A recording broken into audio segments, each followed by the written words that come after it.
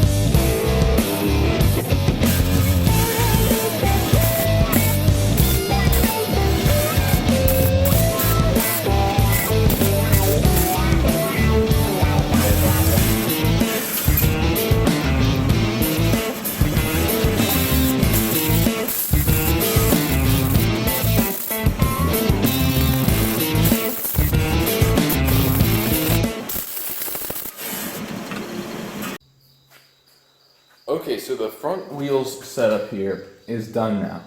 I think it turned out absolutely beautiful. I love all the curves to the steel and how it all just flows together nicely. But let me explain how it works. These two front wheels are connected by a frame right here, and this frame works identical to that of a bicycle.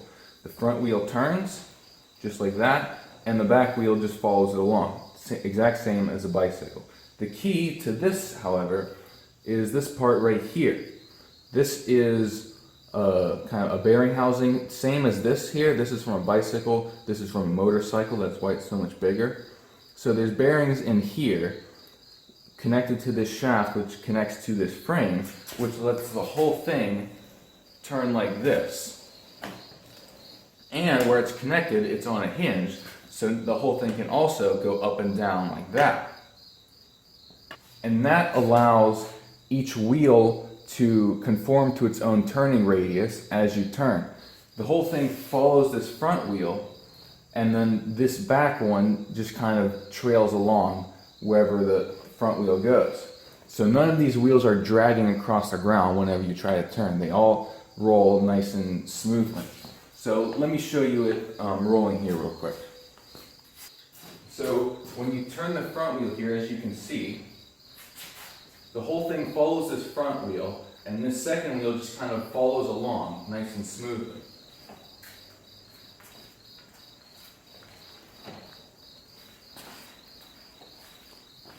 Like that, and then where it's connected right here is what the rest of it follows behind.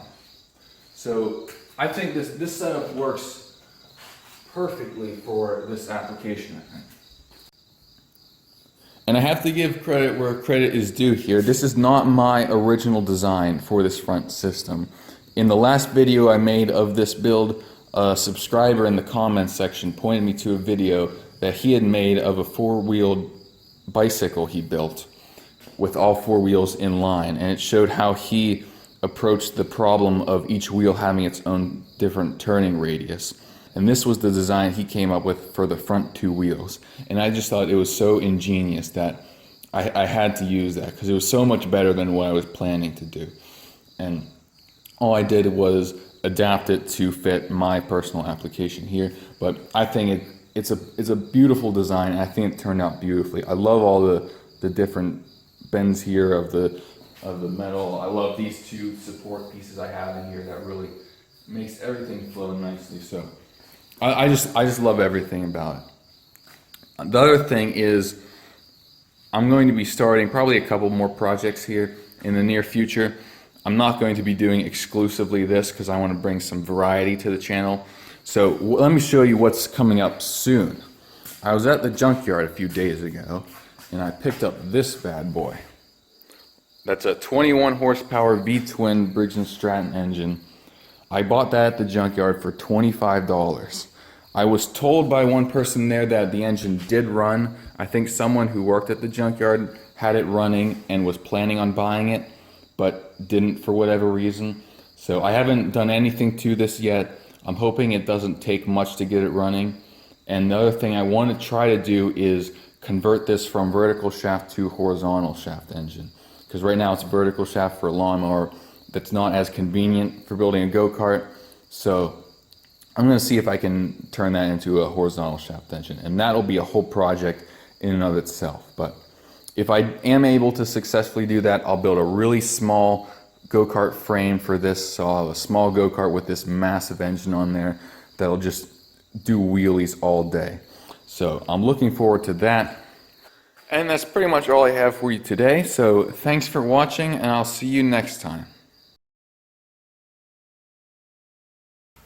Okay, so why isn't it Real Steel 1776 anymore? Well, there's a few reasons, but the short story is that the channel has gone in a somewhat different direction than I envisioned 14 months ago when I started it. I do believe it's gone in a better direction than I initially envisioned, but different nonetheless. So I figured that I should have a name that speaks more directly to the spirit of the channel, and I think that Macro Machines does that much nicer than Real Steel 1776. That and Macro Machines has a nice ring to it, whereas Real Steel 1776 doesn't exactly roll off the tongue. And I figured now with the recent influx of subscribers, which I just have to take a moment to say thank you to all subscribed. I'm at the point now where I'm getting like 1,000 subscribers every couple days, which is just amazing. I need to thank all of you for that. But I figured now that I'm starting to grow at a faster rate, it would be a good time to change the channel, since it's still a relatively small channel in the whole grand scheme of YouTube and everything. But that's kind of the reason for it. Still the same content. The content's not changed at all. I'm still bringing you the same projects and all that kind of stuff at the same intervals and everything. It's just under a different name. So I hope you all understand. Thanks for watching, and I will see you next time.